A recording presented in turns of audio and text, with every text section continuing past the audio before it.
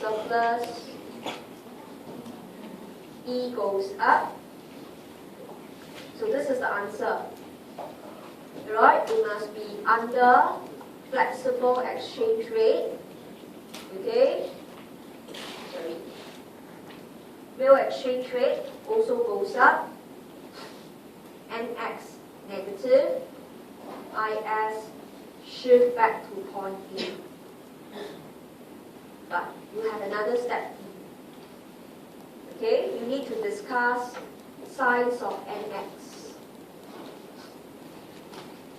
Okay, so be very careful. Initially, G increased. You go from A to B.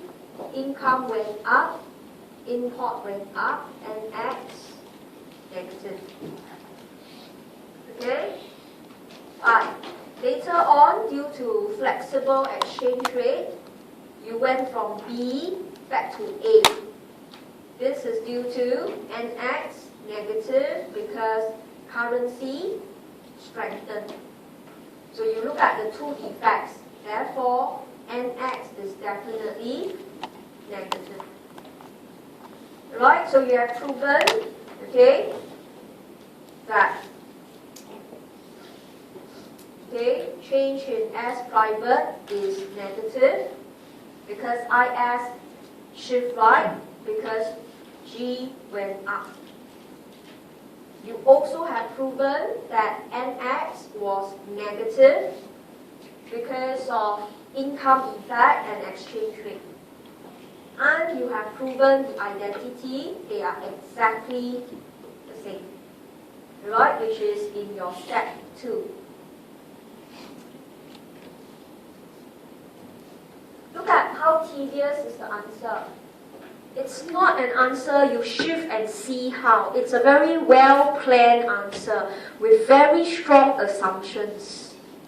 If you do not know what the question wanted, you thought the question was easy, just prove A equals to B. You miss the boat and you can get 0 despite you thought you answered the question. But a good exam answer will end with the word however. Did you see? Up to now, we still haven't finished the question.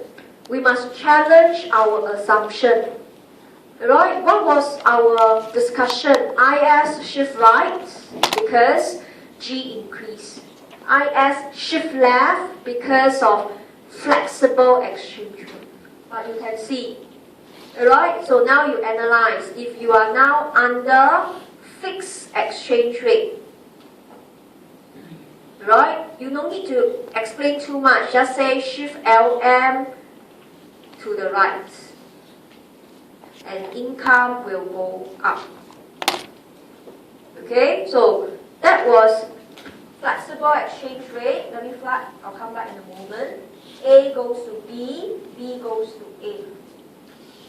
But at point B, if your currency is too strong, government will sell the currency away.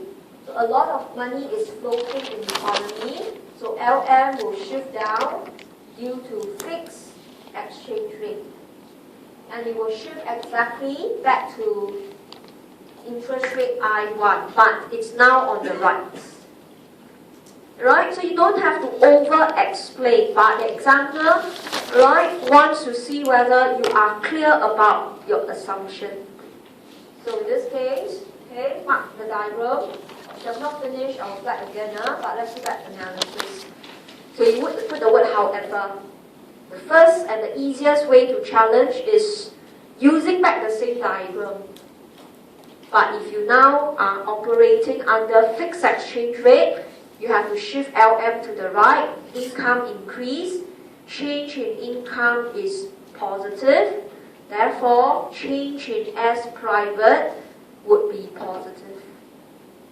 And that would imply, right, change in S public will not be the same as NX. Because the NX is now shared between government and private. You don't have to say who is bigger, who is smaller. Don't go into that. Your objective is just to prove they are the same. But now, they are different. Right? So that is the first way to challenge the assumption. This assumption will only make sense to you if you know your step 2 very well. You wanted S private to be unchanged, assuming income cannot change.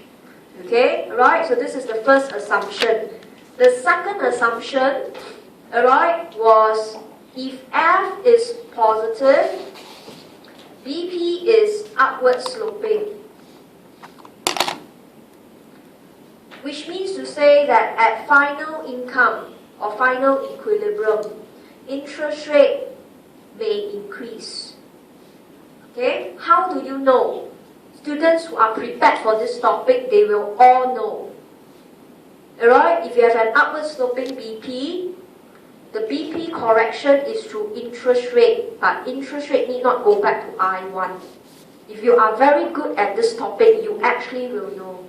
So change in interest rate is positive, investment actually drops. And the excellent answer will highlight crowding out occurs.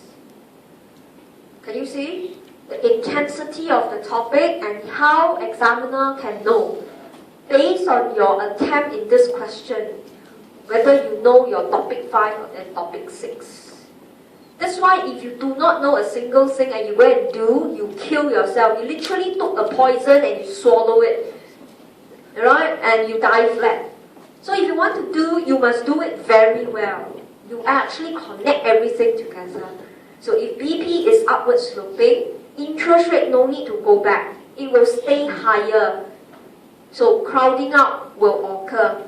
So change in investment is not zero. Then emphasize again, change in S public is not change in NX. So these are the two main assumptions I will challenge. Okay? There is a third assumption you can also discuss. Okay? You can also discuss that B1 can be positive. Okay? Then even if F is infinite but under fixed exchange rate, change in income positive, change in I positive. This is purely optional and you don't really need to go into it. But just to highlight to you, examiner can use the same question, right, and insist that you make B1 positive. Income can play a role in shaping investment. So remember, fixed exchange rate, you shift LM to the right, income increase. So that can have an impact on investment. Right? So that is the last but not a crucial assumption for you to challenge.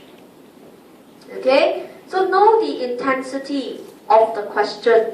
Can you memorize the answer? Answer is no. But I think it's worth you spend time, run through the question, pause at each juncture, and learn to train yourself to think in this manner. Okay? Alright? So, go back to my key pointer, the copy, this is in the handout. Okay? So do note that this question requires you to discuss with strong analysis skill, and what is the key focus is your various assumptions. They must be very clearly spelled out. Alright? So as a result, the discussion may take up more than 15 minutes. And to do this topic, you must be fully prepared. And you have to decide, is it worth it? You know, if you are prepared, yet you are the type who take 30 minutes to earn 5 marks, then you may want to give it a miss. And those of you who try through a few times, still cannot do it, you have to skip. Although I can tell you, it will come up. Alright? It either comes up for prelim or for the main exam, or every year it comes up for main exam. Right? So we have to highlight this point to you, or else you keep thinking section A for open economy is very easy. IS curve, LM curve, BP curve. It's not. This is a combination of everything. Shift of IS, shift of LM, and the BP curve. Okay? Alright? So in my exam, should I say, what is that? Solutions, I gave you practice questions that looks alike. You go back and you try out. Right? Okay? So don't force it down if you, after 2-3 attempts, can't grasp it. It is more important